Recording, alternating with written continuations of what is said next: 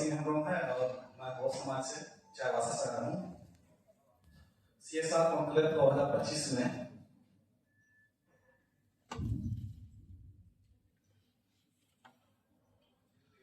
हमारे डिस्ट्रिक्ट में अभी माइनिंग एक्टिविटीज में 2 कंपनियां एक्टिवली इंडस्ट्री पे काम कर रही है, एक सेल और टाटा स्टील।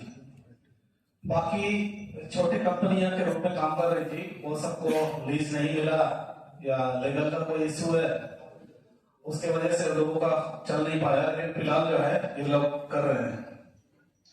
जैसे CSR के थ्रू जो है हमारा इंडियन कॉन्स्टिट्यूशन ने 2% CSR के थ्रू एरिया को डेवलपमेंट करने के लिए जो प्रोविजन दिया है, उस पर हम लोग का लोकल सोसाइटी और हमारे यहाँ का जितना भी लोकल सोशल ऑर्गेनाइजेशन है और जो एडमिनिस्ट्रेशन ट्रेन है, हमारे पास ग्राम सभा के माध्यम से न्यूज आता है कि DMFT के थ्रू ये स्कीम आया है, CSR के थ्रू ये स्कीम आया है, जो डायरेक्टली इफेक्टेड जो है स्टेक होल्डर्स है। जैसे अभी टाटा स्टील और सेल वो नॉर्मंडी ब्लॉक में है, तो वहां के लोग डायरेक्टली स्टेक होल्डर है। हम लोग ये कंफ्यूज हो जाते हैं कि नॉर्मंडी के लोगों का वो जमीन पे डिस्ट्रिक्ट सेटअप हुआ है और CSR का वो लोगों हम लोग से भी ज्यादा राइट्स उनके बनते हैं। लेकिन जब DMFT को यूटिलाइजेशन की जब बात हो, ठीक है, इसमें हमारी आपका आवाज बुलंद है, जो DMFT का यूटिलाइजेशन का जब बात होगा तो पूरे डिस्ट्रिक्ट में, जैसे अगर हम लोग असेंबली वाइज देखते हैं तो चकरदारपुर एक ऐसा असेंबली है, मझगांव एक ऐसा असेंबली है जहां पर ना लोकल उनके एरिया में ना फैक्ट्री है, ना माइंस है, ना प्लांट है। तो हम लोग कंफ्यूज हो जाते हैं कि आज जमीन देने वाले कोई दूसरे ब्लॉक से और पूरे फंड का जो यूटिलाइजेशन सारे जगह पे बांट दिया जाता है। ये थोड़ा हम लोग के लिए कंफ्यूजन की बात है। और जब स्कीम्स की या तो अभी जैसे हमारे लोगों को लोकल में एम्प्लॉयमेंट में अगर इंगेज करने की बात है, 75% लोकल को इंगेज करना है।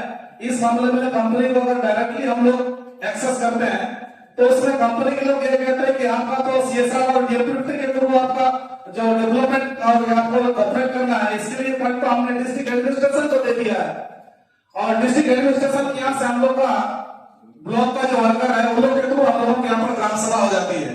ग्राम सभा पे हम लोग स्कीम्स डाल देते हैं।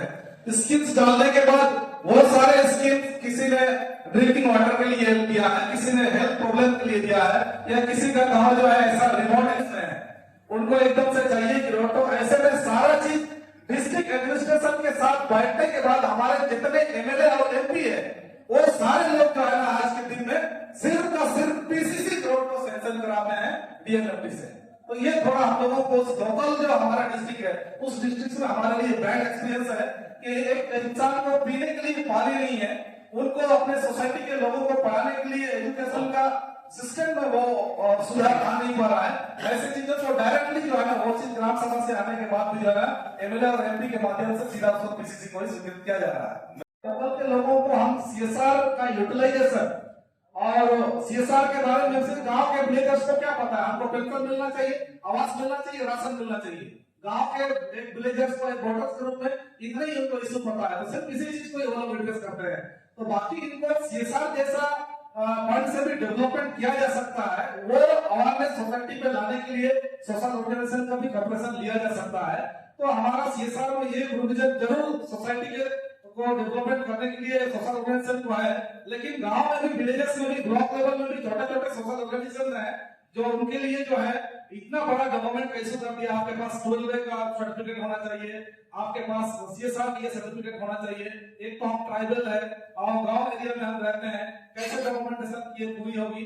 ये सब चीजों का भी जो है ना CSR में ऐसा प्रोविजन कर दिया जाएगा तो सोसाइटी को हमारा कुछ इंडस्ट्री से भी आए हैं रिप्रेजेंटेटिव, तो हमारा बेहद खुशी है कि इस मंच के माध्यम से हम लोगों को बात रखने का एक अवसर मिल रहा है। हम लोगों के यहाँ पर अभी चेंबर्स का ऑर्गेनाइजेशन सब है। जैसे सही बात है कि लोकल में अगर लैंड जा रहा है तो ट्राइबल का लैंड जा रहा है और हमारे ट्राइबल के लोग जब भी वो इंडस्ट्री सेटअप हो रहा है, ना हम ट्रांसपोर्टिंग कर पा रहे हैं, ना हम माइंस ओनर बन रहे हैं, ना तो वहां पर हमको कॉन्ट्रैक्ट का भी कोई जॉब मिल रहा है। ये थोड़ा है।